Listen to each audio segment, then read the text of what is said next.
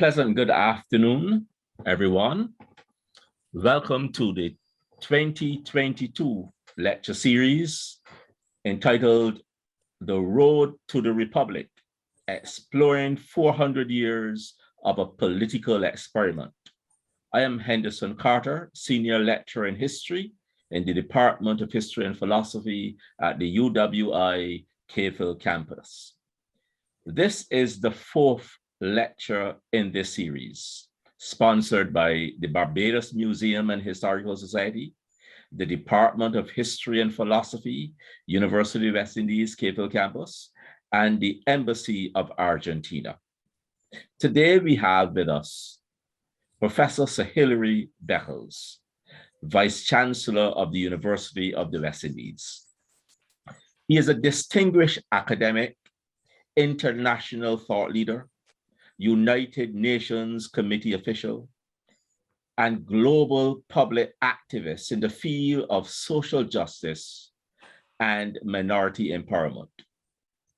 Sir Hilary is a director of Sagicor Financial Corporation, PLC, the largest financial company in the Caribbean region, chairman of the Caribbean Examinations Council, chairman of the Caribbean Community CARICOM, Commission on Reparations and Social Justice, president of Universities Caribbean, and editor of the UNESCO General History of Africa series, and a director of the Global Tourism Resilience and Crisis Management Center. He has received numerous awards, including Honorary Doctor of Letters from Brock University, the University of Glasgow, the University of Hull, and the Kwame Nkrumah University of Science and Technology, Ghana, in recognition of his major contribution to academic research on the transatlantic slave trade, slavery, popular culture, and sport. In 2017, the town of Hartford in the state of Connecticut, USA, declared March 21st Sir Hilary Beckles Day in recognition of his global contribution to social justice and human equality. Sir Hilary is also the recipient of the prestigious Dr. Martin Luther King Jr. Award for Global Advocacy, Academic Scholarship, and Intellectual Leadership in support of social justice, institutional equity, and economic development for marginalized and oppressed ethnicities and nations. Sir Hilary has lectured extensively in Europe, Africa, Asia, and the Americas, and has published over 100 peer-reviewed essays in scholarly journals and more than 20 academic books. It gives me great pleasure this afternoon to invite Sir Hilary Beckles to deliver this afternoon's lecture entitled Popular Movements to Decolonization and Independence. Sir Hilary? Thank you so very much, Dr. Carter, for your kind introduction, and to begin in recognition of this moment in our history, the raising of the Republic and the contribution of the people of this country in creating this high watermark point in the decolonization exercise of Barbados. We begin by recognizing the role of the Barbados Museum and Historical Society for its constant commitment to public education, to the Department of History and Philosophy at the Cave campus. Dr. Carter, especially your leadership in ensuring that the University of the West Indies continues its mandate to inform its community. And all of my colleagues who have been a part of the production of knowledge in the oral and written forms in respect of this subject matter. What is the consciousness of the people of this island and how it has evolved over the centuries, and the infrastructure of knowledge on which we make our collective decisions. Barbados, of course, is at the center of a broader conversation in the Caribbean, the hemisphere, and the world about the rise of democracy emerging from the depth of an imperial war against humanity and all of the crimes that were committed in that war against humanity. Barbados entering into this global culture of imperial and colonial oppression in the early 17th century. And it is very relevant, I think, that I could probably share with you when I had the honor of meeting Prince Charles in recent months in Barbados, and saying to him, well, you know, it was Charles I under whose reign the Black people of Barbados, the Africans imported into the island, were classified as property. It was King Charles I, was his regime that defined the Black people of Barbados as chattel, property, and non-human. It was under the reign of Charles II, King Charles II, that the first slave code was approved and implemented, the 1661 Slave Code of Barbados, that became the manifesto of Imperial Britain in respect of Caribbean development and beyond. And I said, you, sir, you are likely to be King Charles III. We know what King Charles I did. We know what King Charles II did. What is your intention as King Charles III? It was meant to be rhetorical, no doubt. But the point is that we are on the cusp of a King Charles III against the background of the crimes committed against humanity by Charles I and Charles II. We need to pay attention to these kinds of symbolic sequences because they are the basis on which a conversation about the future can be developed. No doubt King Charles III will be surrounded by issues of reparatory justice and the galloping tide towards republicanism in the Caribbean and in other oppressed post-colonial spaces. So yes, the Republic, and yes, the reparatory justice movement will be a part, inevitably, inexorably, of what a King Charles III is likely to encounter and will have to adjudicate.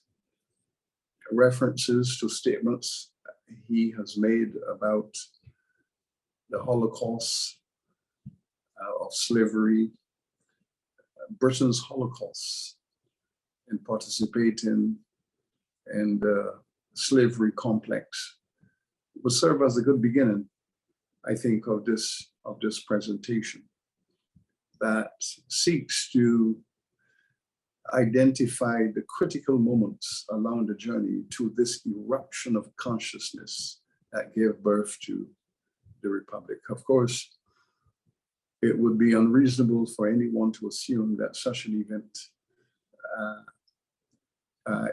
erupted as a surprise, as an action without a legacy. It took a very long struggle. It took a great deal of public education. It took a great deal of consciousness raising and the building of the confidence of the people of Barbados, decade after decade. It took a tremendous amount of not only public education, but a sense that now we have this knowledge. How do we act upon it? And therefore, when the decision was taken and the Prime Minister of Barbados, Mayor Motley, when she raised the Republic, she had the full support of the society, largely because she had observed and in her own contributions participated from a much early age in these conversations. I remember her sitting in the steel shed as a very, very young woman when the history department back in the 90s had been engaged in very robust discussions and thereafter about history, popular rebellion, the workers' revolution, the emergence of democracy as we know it today, and the confidence of a small island looking to the world with optimism. So this is a good place to begin. I think the Clementine Revolution is a good foundation on which to build the terms of reference given to me in the articulation of this part of the national history. I say revolution, and I do not use that word casually, and therefore it's important, I think, to explain a little bit about the concept of revolution. In general, academics, political scientists, historians especially, we tend to view and to interpret the concept of revolution as an irretrievable break with the past, that there is an eruption of consciousness and of activity of one form or another that confronts the past in a structural and ideological and intellectual way. It confronts the past with an attempt to radically transform it, to uproot it, to redefine it through institutions, social relationships, political activity. But basically, the consciousness of a significant proportion of the people rising up in confrontation of the past and seeking a radical shift to a new dispensation in the future. To the extent that such an activity is successful, that there is the confrontation, there is a demand for radical transformation and change, and the need for a new dispensation that is gradually put in place. And those changes that are put in place are sustainable. That is, that they are now intergenerational, that one can refer to that moment as a revolution. And that is in contrast to other forms of protest that might have the consequence of raising awareness, that might have the consequences of some legislation to address specific issues, reforms that can be identified as confined to certain kinds of human engagement. And those protests, though progressive and with potential for significant change, have been described in various ways as rebellions, as revolts, and so on. But revolution is a remake of the society, an intergenerational remake, an irretrievable break with the past, and the putting in place of fundamental institutions and legal and social relationships that do in fact create a new dispensation. So I believe that the Clementine intervention of 1937, when the masses of people of Barbados rose up against the empire, demanding an end to colonization, demanding a democratic world of public ownership, placing the majority of people as beneficiaries of citizenship. That the Clementine moment, the movement of the 20s and 30s culminated in the 30s, the 37 confrontation was indeed a revolution. And I think all of the circumstances that we have seen that have followed since then would validate the notion of revolution. And therefore, I make this argument in contrast to those scholars and others who have continued to speak about the riots of 1937, and either consciously or subconsciously seeking to diminish the transformative nature of that engagement with the status quo. I think it is unacceptable that anyone should be using that kind of language, riot and protests and so on, in the context of something that is so fundamental, something so intellectually eruptive and changing the world of the space, that I think that it can only be a political agenda to so describe that moment. So what we do know is that this revolution comes as part of the centenary of the emancipation process. It's impossible to speak of the 30s revolution without reference to the 1830s emancipation, because the consciousness had been evolving around the despair associated with the emancipation legislation, the racism that was embedded in the Emancipation Act that led indeed to an attempt to consolidate slave-like relationships after slavery as a legal construct had been abolished.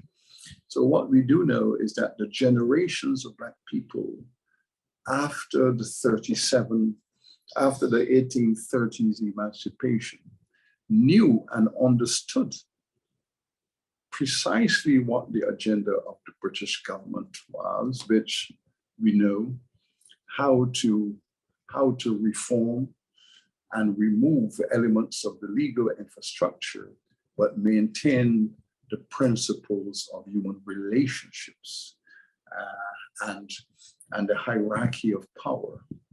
So how to put in place a Black emancipation from slavery agenda, maintain the social ethos of slavery, and consolidate white supremacy that had been the basis of slavery in the first instance, to consolidate white supremacy as the political and social and economic agenda for the future.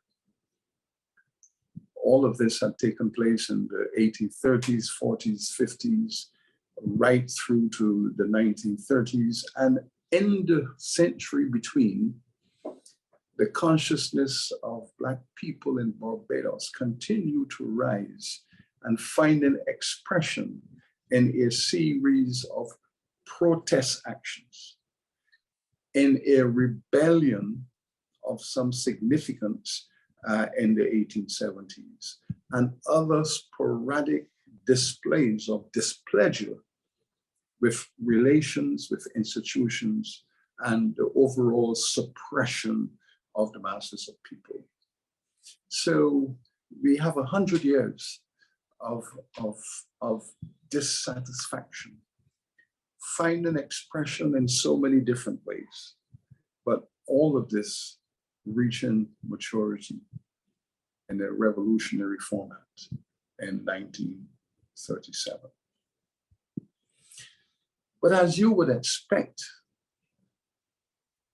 there are dialectical forces that we must come to terms with. The colonial and imperial military complex was able to suppress the physical aspect of this revolution. That is, the use of military power and militia, police, imperial troops, galvanized against ill-equipped army of persons demanding justice, that the military might of empire was able to contain physically the parameters and the institutional significance of power and the relations of power which the Black people sought. So there was no seizure of state power. There was no appropriation of military authority on the island. And within the context of an imperial government that was able to consolidate its military might, the people of Barbados, led by Clementine in the first instance, and for the next two decades, the rise of an intellectual class, a Black intellectual class, the rise of a trade union movement, the emergence of political parties rooted in organized labor and forming an alliance between professional classes, organized labor, intellectual communities, coming together to push against the barriers and to push against the structures demanding their reform and their restructuring. And this is really the creation of the democratic power of institutional reform that followed the Clementine movement of the 1930s. So how, therefore, do we explain this context of dialectical action between oppressive forces seeking to contain and democratic forces trying to expand and to reform? For sure, the imperial forces in Barbados, through the role of the governor and the executive council that surrounded him, and the limited franchise that was available within the elected process of the House of Assembly, within that construct of governance, there was an attempt by colonial elites and the imperial government to consolidate the perception of Barbados as Little England. Barbados had been the center of an aspect of the British Empire in the Caribbean for quite a few hundred years. Barbados was at one point the center of the finance and the development of the plantation merchant complex. Barbados had become a center of imperial government and governance, through which Britain influenced development in the region, especially in the Eastern Caribbean. Barbados was presented as an outpost of British rural society. Thus, the use of a specific kind of language. In the counties of England, we know them. There was Yorkshire and Warwickshire and Hampshire and all of the shires of British rural civilization. And the concept of the shire was brought to Barbados, hence the popular usage of the concept of Bimshire. So Barbados was Bimshire within the English iconography, an extension of the shires of England, in which there was a rural civilization led by a powerful landed gentry. And that was the plantation complex, a rural gentry of slave owners and their plantations with the mercantile allies, constituted as a shire beyond the seas in the Caribbean. That was the imagination and the language expression of imperial consciousness. There was an attempt to reimpose the legitimacy of the shire within Little England, and Barbadian white communities, their allies, were very keen to maintain that language. This was the world that scholars like the late George Lamin was born into and dedicated his life as a literary genius and intellectual to reject this notion of the shire, of the Little England, and to ask the question, how can an island filled with 90% of human inhabitants brought out of the Ghanaian hinterland and the Nigerian hinterland, how can that Akan civilization brought to Barbados and is a dominant force in culture on the island, how can all of that be erased and pushed aside and brushed aside and replaced with the concept, not of Little Ghana, but Little England? Clearly a political construct that had to be confronted. And this is why George Lamin in The Castle of My Skin, that magnificent product novel published in 1953, confronts this world in the post-revolutionary era and addresses questions about the African consciousness and the conflict on the island between this Akan civilization, this Akan world that had been rooted for 300 years, and this imposition of the shire out of rural England. And this is a clash of civilizations, so that the Clementine Revolution was not just about politics and governance. It wasn't simply about whether the plantations should be maintained and there should be agricultural reform. It wasn't simply about the systems of governance, whether you should vote, who should vote, and the role of the parliament in that respect of the electoral franchise. It was a clash of civilizations, of the Akan culture rising up for legitimacy, rising up to be recognized and respected against 300 years of Anglo-Saxon agricultural Bimshire Little England language. This is really the significance of the cultural revolution that was also launched within the context of the work of Clementine. And so the 1940s then, the decade after the revolution, was the time in which these forces were contested at their most aggressive.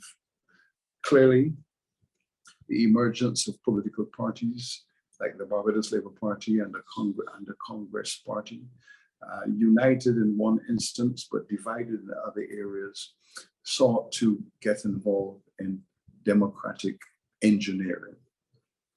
How do we restructure, re-engineer? Who should have the vote? When should they have the vote? Should men have the vote? Women have the vote? Should it be a franchise of all adults? Should political parties be legitimized to the extent that they could win elections and take over the government?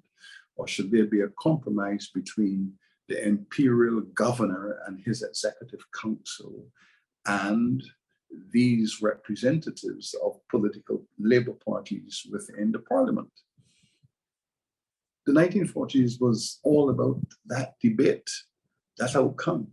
Some people refer to it as responsible government, where the governor of Britain, of the United Kingdom, would share policy, advice, and leadership with a select few of the Labour Party leaders who were in the House of Assembly or who were not in the House of Assembly. The notion of an experiment, the Bush experiment as it was called, to discover whether professional Black people, either in the leadership of the labor parties, the trade unions, or in other institutions, the professions, for example, whether they could be trusted to manage the affairs of this island in partnership with Imperial Britain, a kind of tutelage where the imperial was imparting experience to the indigenous. And the indigenous was meant to demonstrate its sense of readiness and responsibility for this apprenticeship in democratic governance. And therein lies the white supremacy racism that was confronted by the radical elements in the labor movement and the intellectual classes.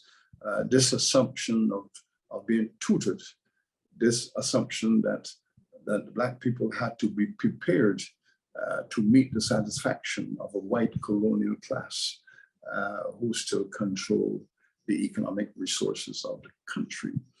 And in effect, subliminal to that conversation was whether Black political groups with parliamentary power, whether they could be trusted to sustain the economic power of the white elites, whether in the mercantile strategies or the plantation agricultural strategies, whether the island could produce a leadership class of responsible Black professionals who, through their parliamentary power and all of the executives of the judiciary, whether they could manage a white supremacy economic structure.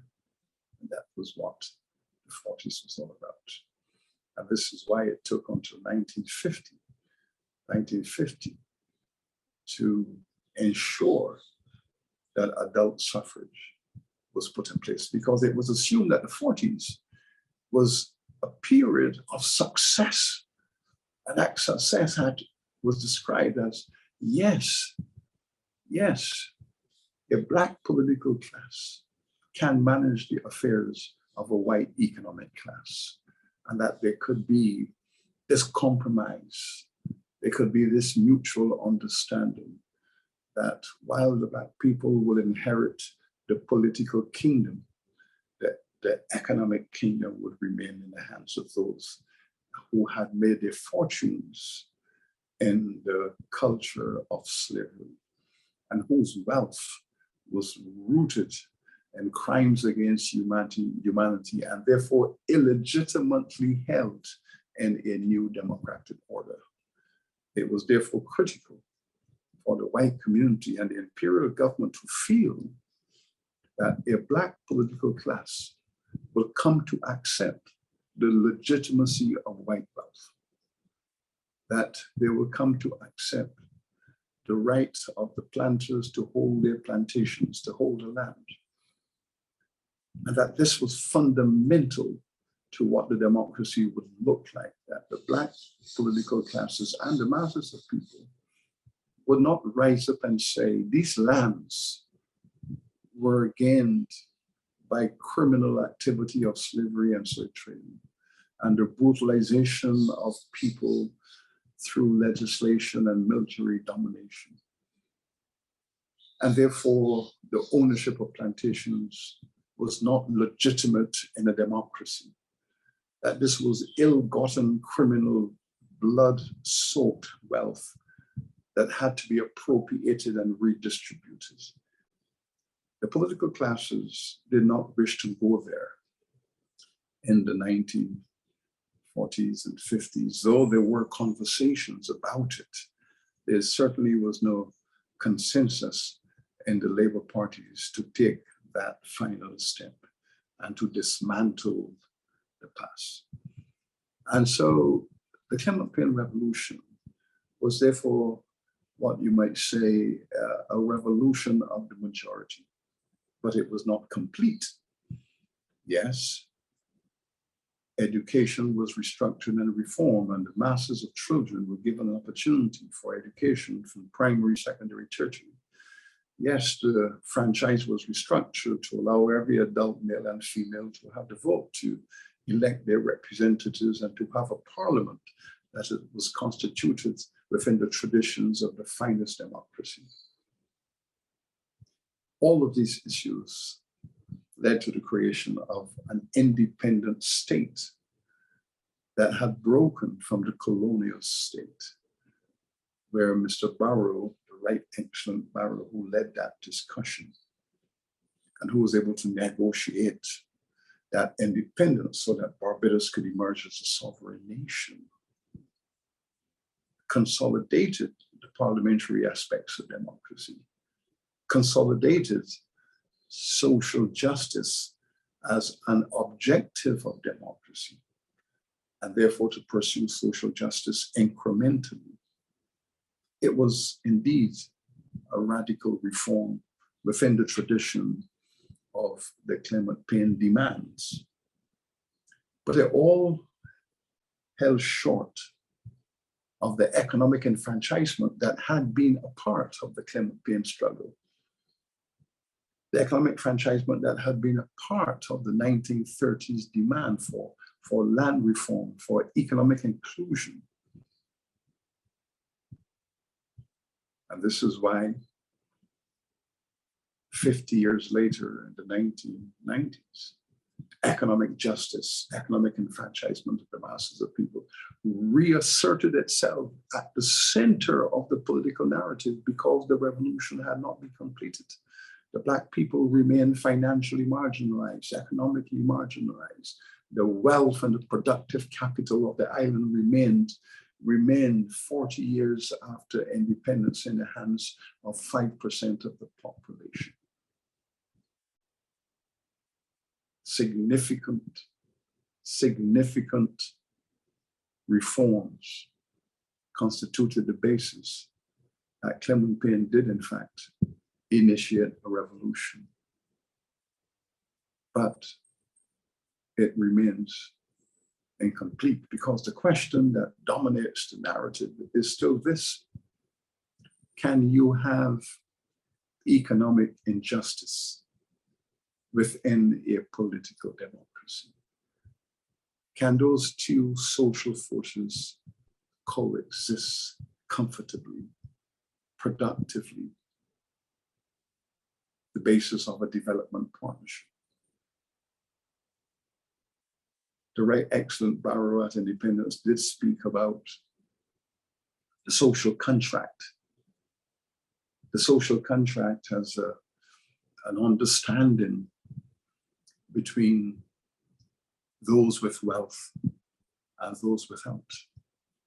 And those with wealth were called upon to make concessions through fiscal and financial policies to transfer some of that wealth over to the other side to facilitate issues like public education for the masses of people, public health for the masses of people, better housing for the masses of people. The social contract was meant to be a relationship between those with wealth and those without, to enable that redistribution in order to stabilize the society. This was the background that led to the Republic, because there remained this dissatisfaction that the social contract needed to be revised. The social contract needs to be upgraded. The social contract needs to return to the roots of 1937, where democracy would find itself rooted in the will of the majority. The will of the majority. The thinking of the majority. We no longer felt that the royal family of Great Britain could preside over this stage of our democracy. Certainly, we had overcome the brainwashing to a considerable extent to find a confidence by which we can now proceed. George Lamin, one of his stories was of writing a letter on behalf of a young Barbadian man who had arrived in England in 1953. His boat departed from Bridgetown and he arrived in Southampton. And when he arrived in England, he realized, wow, 1953 it is, the coronation of Queen Elizabeth II. The second Elizabeth had ascended to the throne of Britain, and the British people were in massive celebration in every town and village in England. And he writes to his mother in Spikestown to say, "Dear Mum, you'll be happy to know that I have arrived in England safely. And you know what, Mum? They are celebrating it here as well." He was shocked at the celebration he had left behind in Barbados. He thought it was a Barbados celebration. To arrive in England to discover it really was an English celebration. That consciousness has changed. It has largely evaporated.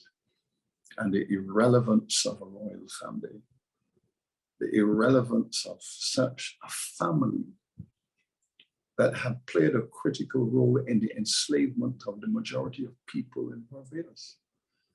A royal family that owned the stock of a joint stock company established to supply enslaved Africans to Barbados, 2,000 per year, carrying the title, the Royal African Company. This was the first British major conglomerate established to go into Africa and to pillage African communities, put African peoples in chains and ship them to Barbados to be enslaved. And this was the Royal African Company. And the stock of that company was owned by the royal family. And how rich they became out of the enslavement of African peoples and their shipment and brutalization in the journey to Barbados. Such a family still presided over the affairs of a Black society. The consciousness had reached a stage through public education where the people of Barbados knew that we had to have that final break, that rupture, that revolutionary rupture where you break with your past irretrievably, never to be returned to it. Such a decision had to be taken, and it was taken courageously under the leadership of Prime Minister Motley, who understood that leadership is critical in moving from one dispensation to another. So here we are now, examining in a clinical fashion where our democracy had reached, where it has reached in terms of its institutional, legal, and constitutional forms, where it has reached in terms of the distribution of wealth and economic opportunities for the majority, where it has reached in terms of multiracial social justice and equality, and whether there are still those with privilege who have privileges, who have inherited historical privileges and use those privileges to create an elite identity for themselves today. The democracy is not yet perfect.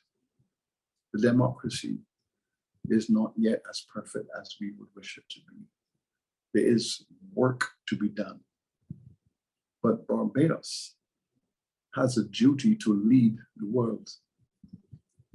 Barbados, that was for 300 years considered the pure colonial space, for 200 years, the perfect plantation, the pure colonial culture.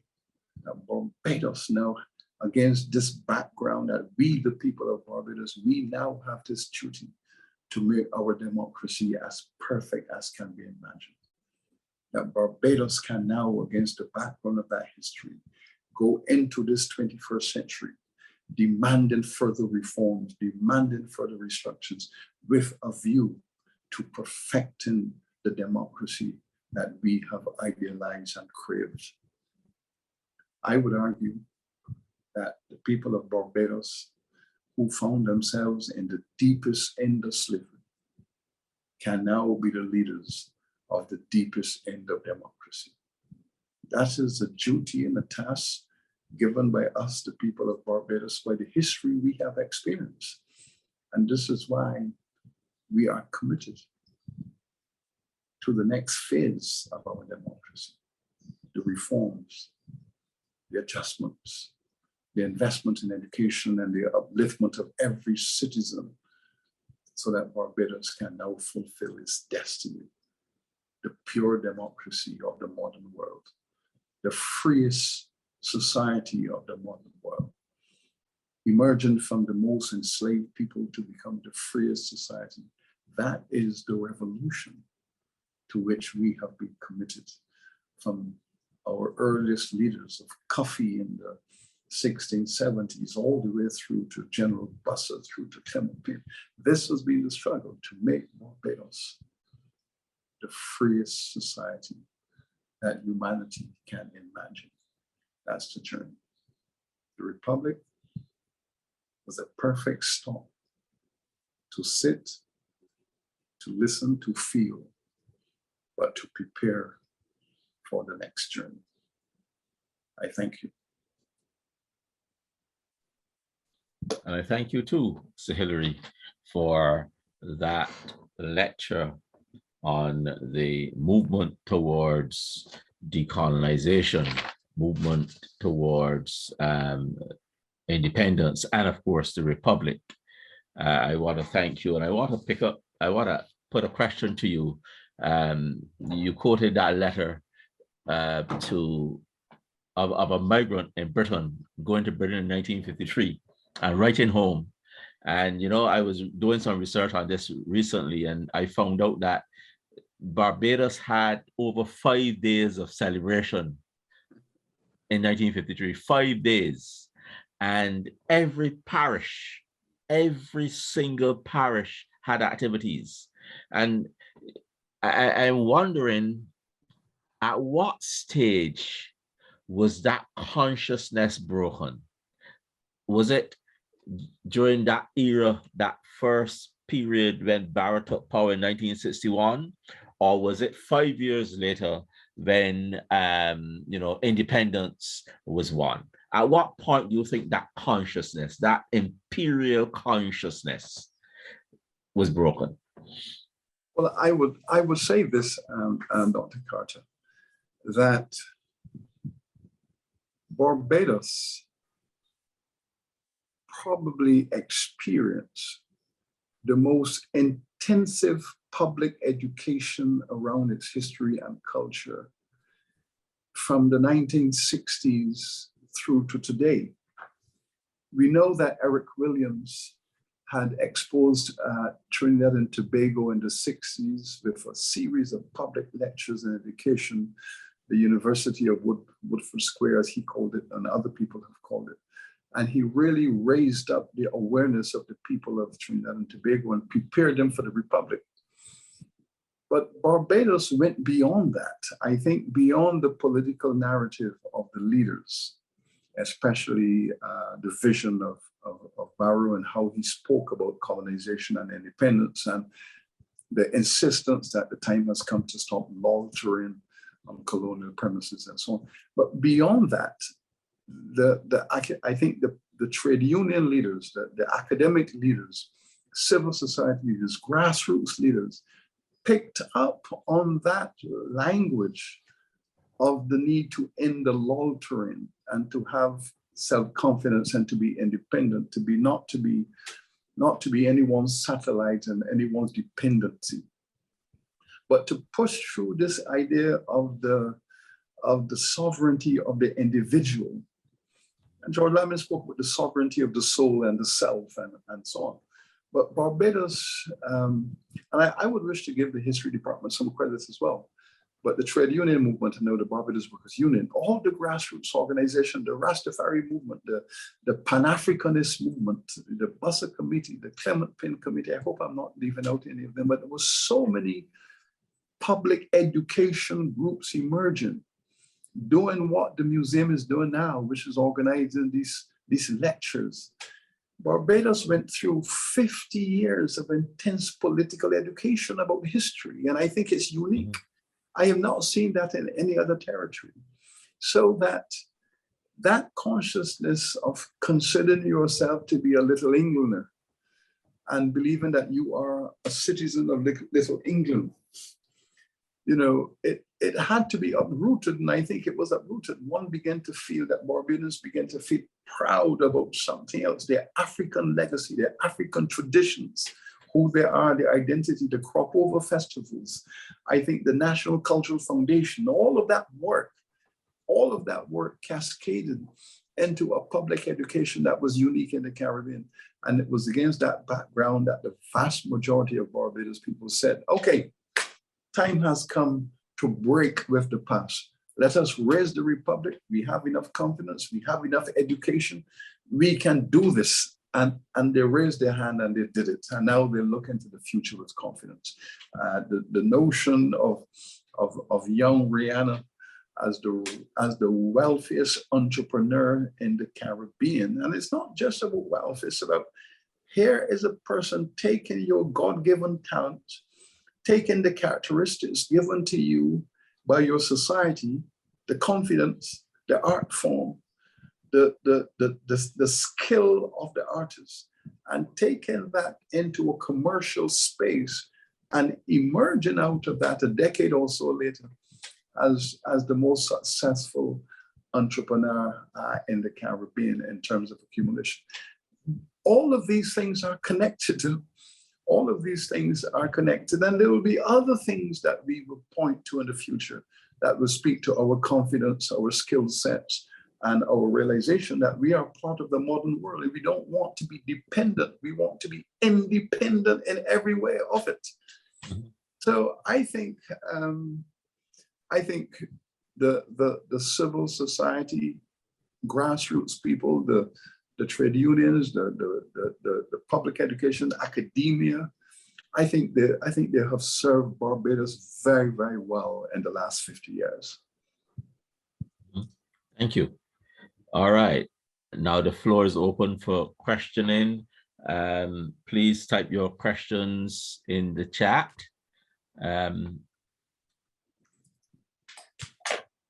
We have people on Facebook. We have people on Zoom.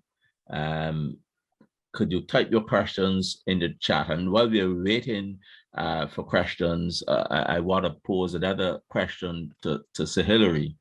And it is that after we have done this political education, there's still some thread of resistance on the ground, resistance to the teaching of history in our schools. As you know, a couple of years ago, there was a movement to teach social studies in the junior school, removing history and geography. And there is still, even though we have been working at a syllabus and trying to get history back into the school, there is still this thread of resistance. People preferring to go towards social studies rather than a knowledge of our history, a knowledge of our culture.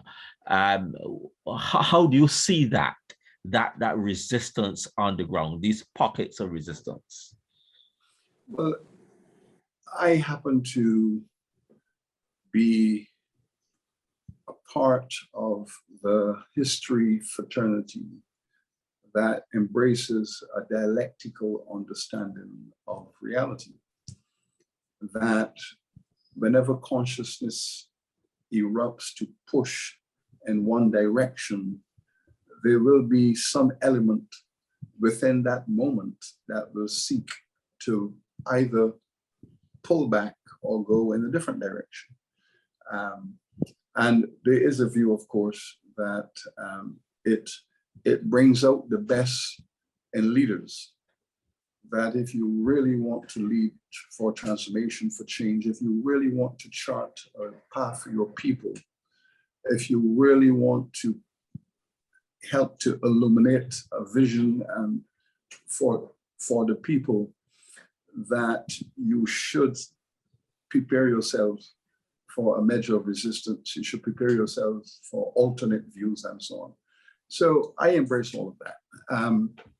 Now, looking at the situation in the high schools where history is not taught in the lower parts of the high school system as a coherent discipline, but as an element in a broader subject matter called social studies, so that young people in the Caribbean are not given the 5 years of good, solid history education. That some of them in the upper schools, as you know, would do the CXC and so on. But from the first forms, they get the history mixed in with the political science and the sociology and other things, and it's all mixed up in there in this package called social studies.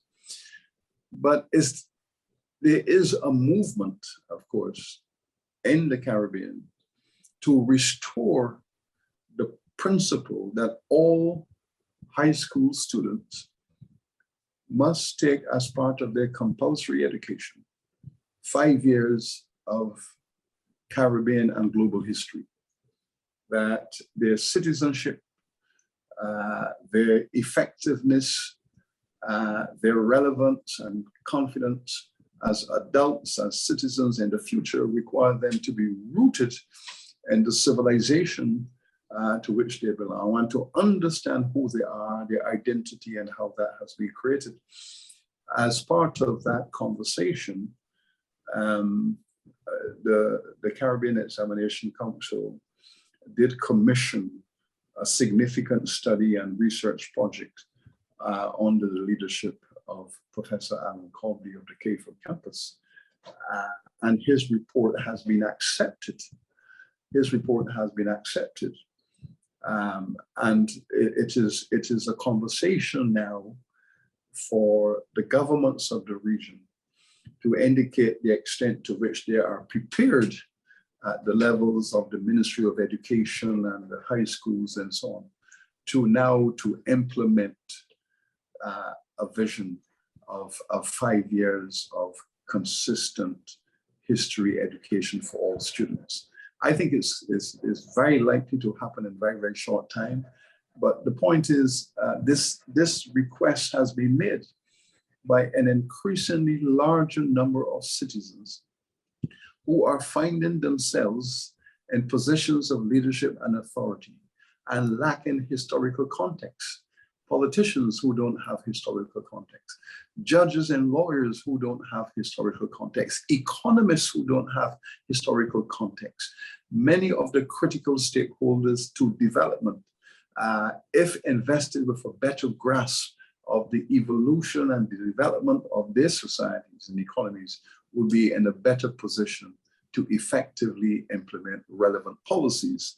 So that demand has come from all social groups who are now saying, boy, had we been strengthened with solid historical knowledge, our decision-making would be much more effective and precise. So it is a process that is emerging. Mm-hmm. I want to take you back. Still waiting on Kay. Are there any questions from your end? Kay? Any questions coming from? Not as yet. Okay. Well, while we wait on those questions, Hilary, I want to take you back to 1675. You mentioned that clash of the Akan world versus the imperial world, the British colonial order. And that 1675 conspiracy and the way in which it was put down, does that indicate a very significant clash of what the the Africans wanted to do in that society at the time? Let's hear you on this. Well, the 1675 revolutionary strategy of the Black people, the enslaved Black people of Barbados, under the leadership of Cuffy, who they have described as their King Cuffy, because the idea was to overthrow slavery, because they consider slavery to be anathema to their culture, that they should live as Akan people, enslaved by other people. The idea that they had to endure and accept enslavement at the hands of other people, they found this to be so demeaning and to be so oppressive of their soul and spirit that they were prepared to risk everything and everyone to destroy this world. They wanted to destroy that world and replace that world with a culture and a civilization of their own making, their own Akan making. And so they wanted to get rid of King James, I think it was, get rid of King James of England and replace him with King Cuffy, their own Akan leader, and to build a society that was the complete opposite from slavery to freedom. And all of these things are rooted in ideologies because the British were committed to the concept of slavery and to the concept of Black enslavement. They were committed to this as a philosophy, as an economic system for the future. They could not imagine Britain being a global power without the enslavement of the African people.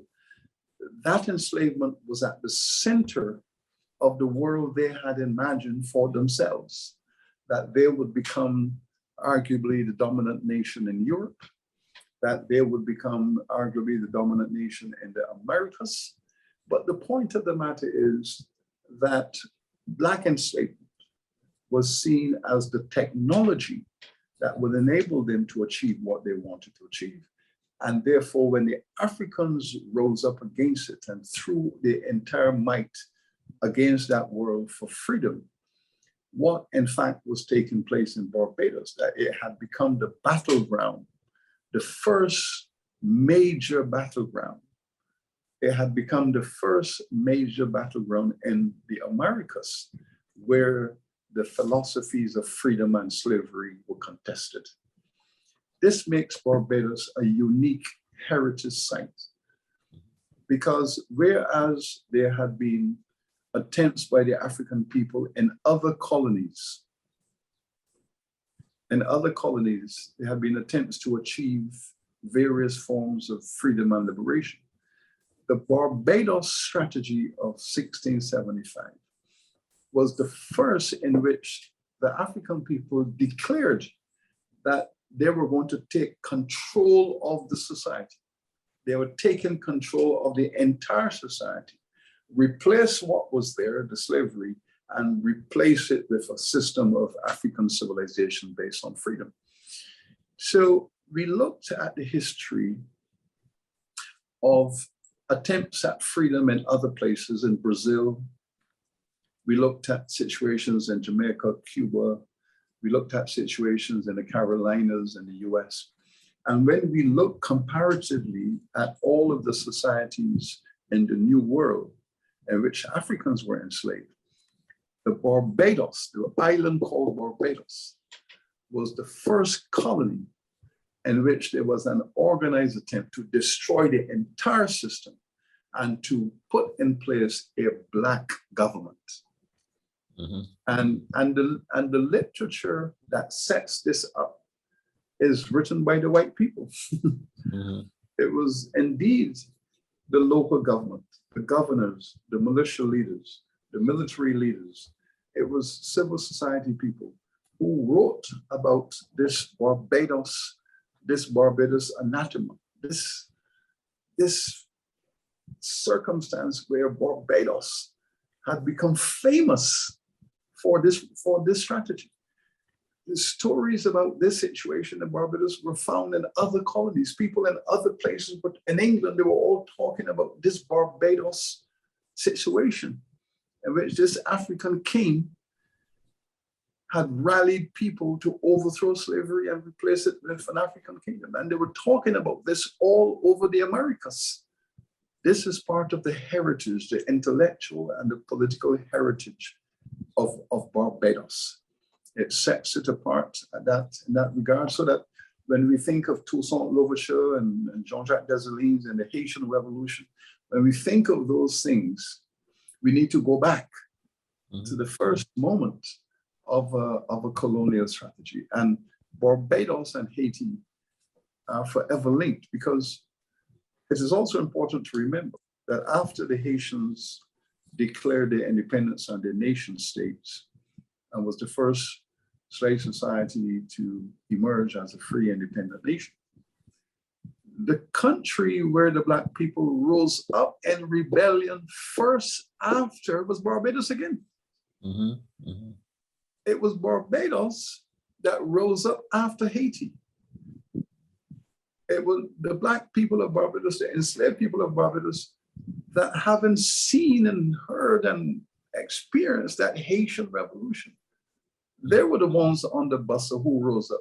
In other words, it wasn't Jamaica next door. It wasn't the Bahamas above. It wasn't the east, the islands to the west and east. It was Barbados all the way down there that rose up and became the second revolution. Haiti, then Barbados. Haiti, Barbados. And that is very, very significant that, 12 years after Haiti declared its independence, that 1804 Constitution, 4 years later, the War of General Bassa, in which the Black people of Barbados said, we must now implement the Haitian strategy. That connection is something that has to be very appreciated, that the people of Barbados, again, this is part of our political heritage, that the people on the islands of Barbados were the first after Haiti to say, we must emulate and implement the Haitian model here, because it's the only path to the future. If we want freedom, they said, if we want freedom, the only way to get that freedom is to go the Haitian path. And they said that, and they tried their best to implement it. So you see, the political heritage and history of Barbados is tied up in 200 to 300 years of that cycle between the 1675 Coffee moment, then the Haitian moment, then, of course, later on, General Bassa. All of that is a circle of freedom and of consciousness that we have to explore. Thank you. And we have a comment in the chat. It says, good evening.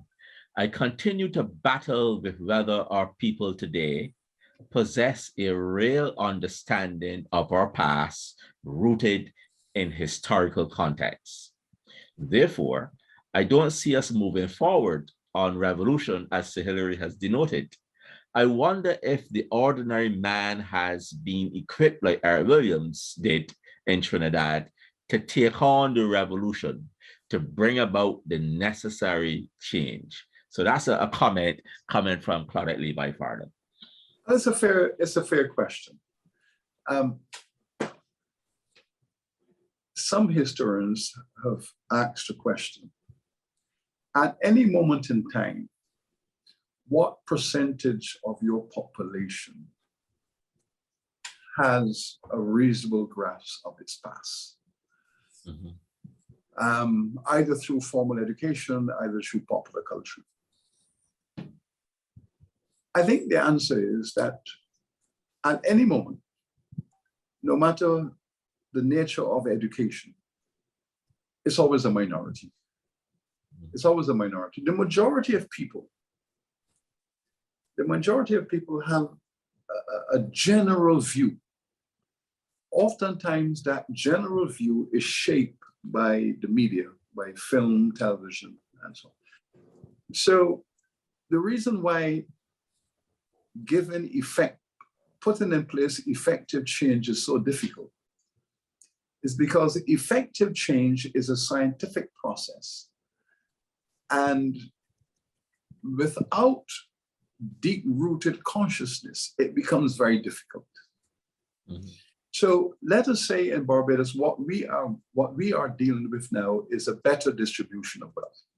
This is the process to complete the Clementine break with the past, what we call the Clementine Revolution, to break with the past. We want democracy, we want justice, we want equality.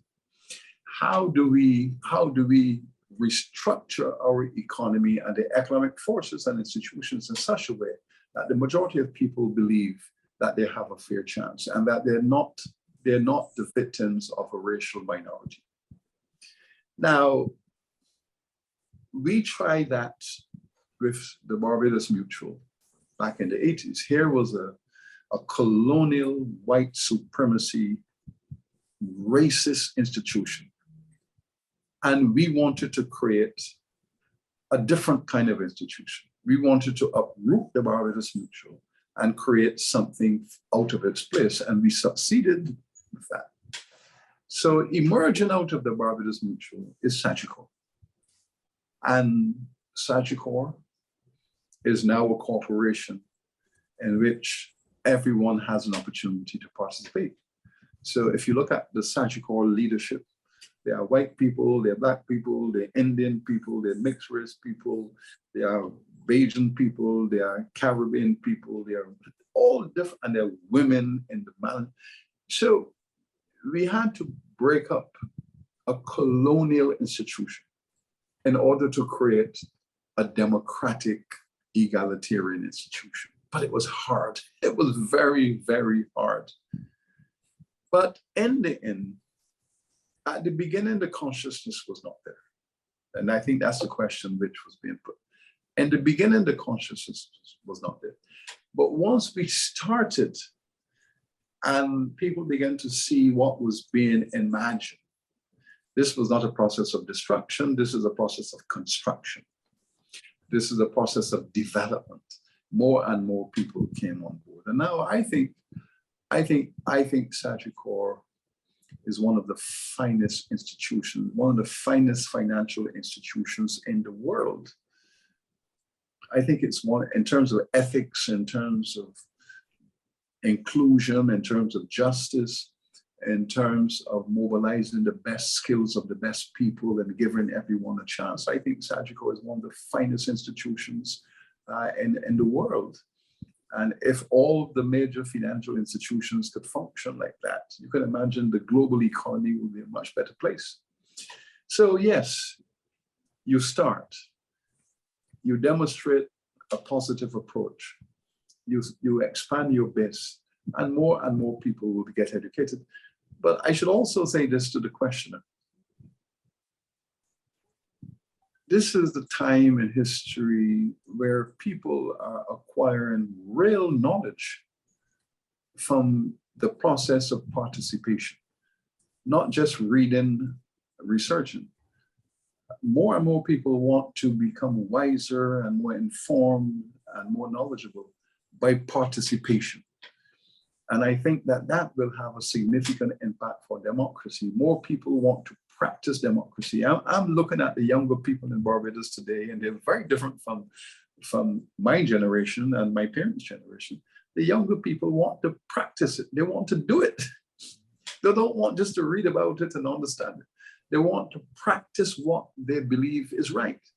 And that commitment to practicing and living it is what will take us through, is what will take us forward.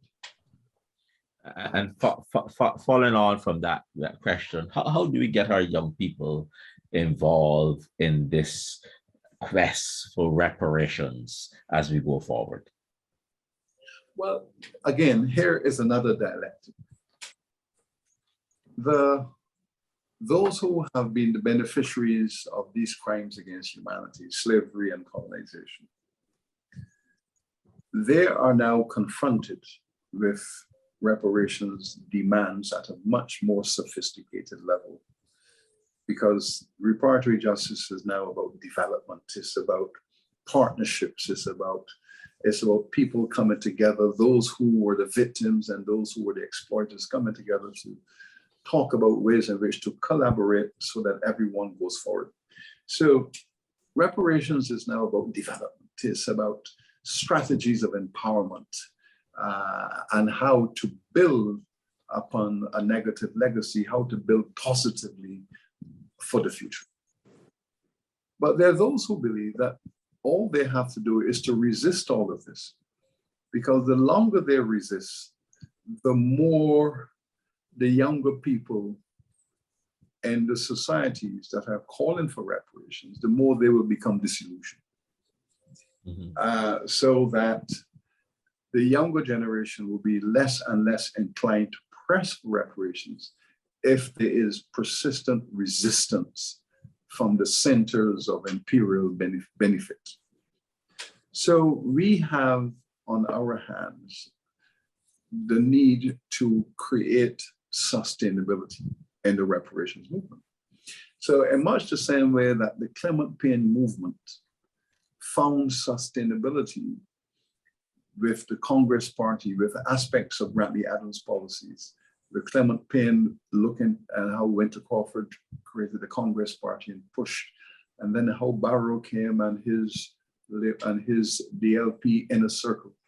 And they took those ideas and they sustained them so that after 30 years, had Clement Payne been alive, in 1966, I think he would have been pleased. I think he would have said, 70 to 80% of the things that I have been talking about, we have achieved. And then the next 30%, which was the economic enfranchisement, he would believe that the foundations have been laid for another movement. So I think that we have a serious task on our hands to spread the reparatory justice philosophy through the younger generations in very skillful and subtle fashions so that they all understand. If, for example, in your school system that is connected to the university, there isn't more public education. Why? That has to be repaired. Why is it that we don't have more of our artists impacting the global stage and generating more revenue? What do we need to do? Is there reparatory action that is needed in respect to the industry, sport? Is the banking system giving our younger people who wish to be business people a fair chance? Is there reparation? Is there reparatory action that we need to put pressure on the banks to give young people support for their startup projects, to do their risk analysis, of course, but to give young people a chance with good ideas and they have confidence and so on. Don't just assume that they're going to fail. The vast majority of small businesses fail anyway. But the point is that what we do know is that if a young person starts a business and they fail, and they go to the bank, and the bank said, but you failed in your first strategy, there's reparations that needs to happen there, because the banker needs to say,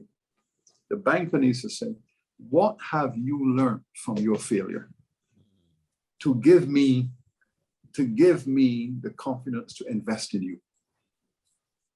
And that is how the banker should be looking at it. This young person has tried and tried, and that young person must have acquired some knowledge and some skills. They must have learned some hard lessons. And the person who has failed once or twice or three times is precisely the person you should invest in. You have a better chance of getting your money back by investing in that person who have been out there trying and trying, because they try, and they will succeed.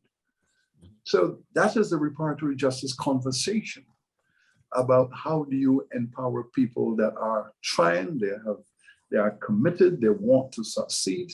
They might have had some setbacks, but you must invest in that consciousness. So we have some hard work to do, but like everything else, it takes time. And I have no doubt that 20 years from now, this reparations movement is going to be changing the world in fundamental places, changing Barbados, it's going to be changing the Caribbean, it's going to be changing the world, because basically what it's saying is that we are not accepting that nonsense that happened before. Mhm. We don't accept, our consciousness has caught up, and we're not accepting that oppressiveness that has kept us back.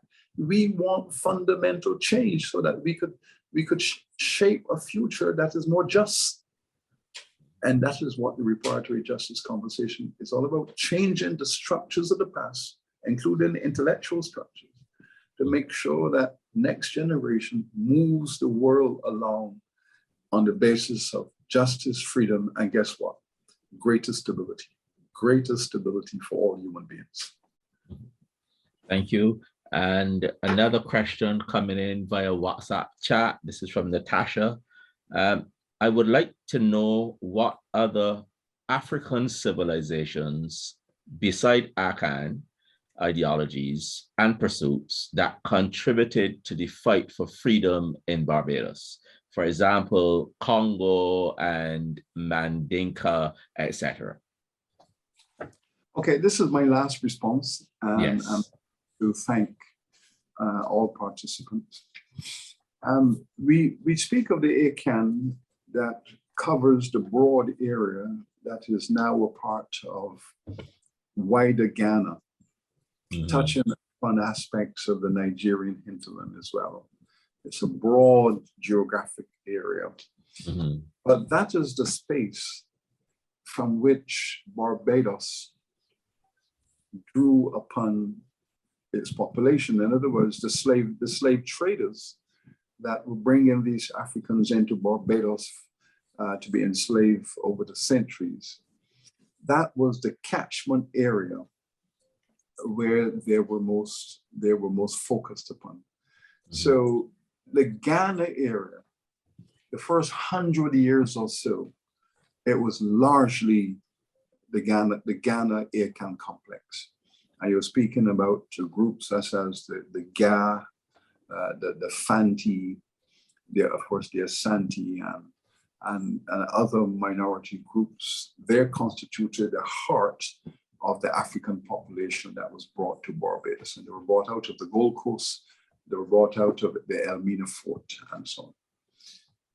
By the 1730s or so, that Akan population was growing at a rate that the slave owners believe that they no longer had to aggressively rely on the slave trade. So that whereas in that period, from the 1730s and so on, when Jamaica is now galloping as the largest slave society with massive African importation. The vast majority of that grouping was now coming out of the Nigeria hinterland. So they were bringing them down the Nigerian River, and they're bringing them down into the coast. So that massive space that is now called Greater Nigeria, that was the place that was pulling down and bringing down the people for dispatch into Jamaica. So Jamaica has a more diversified African population.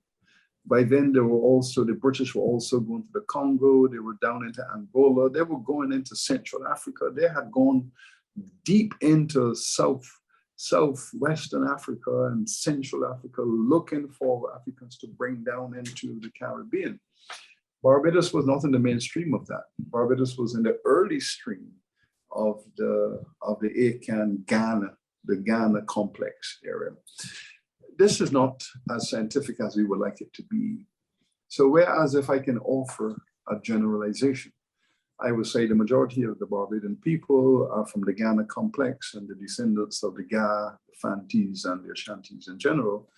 Some of those also went to Jamaica, let me say that. But the majority of the Jamaicans, I believe, came out of Igbo land, Yoruba Igbo, Nigeria. And I have seen all that evidence of Igbo as a big ethnic tribe in Jamaica.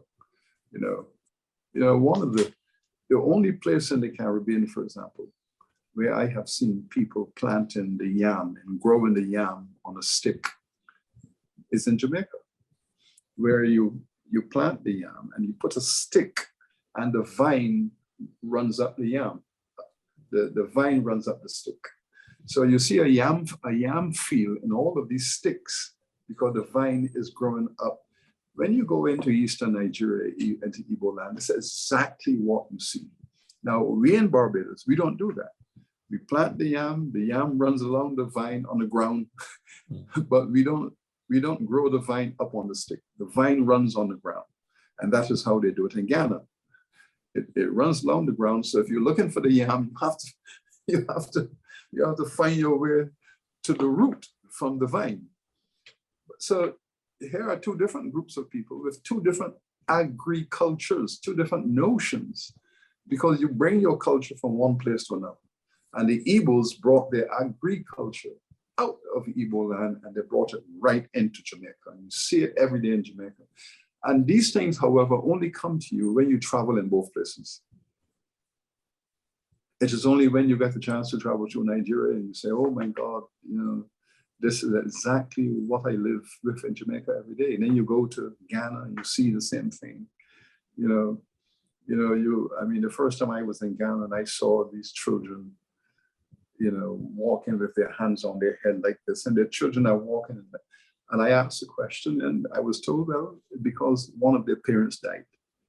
And when a parent dies, the children in public, for a few weeks, the children walk with their hands on their head, and you're told that that's what they must do to show respect that one of their parents have died. We grew up in Barbados being told, take your hand off your head, your mother hasn't died. So you see, you see the culture in one place and another place. Then you come to realize.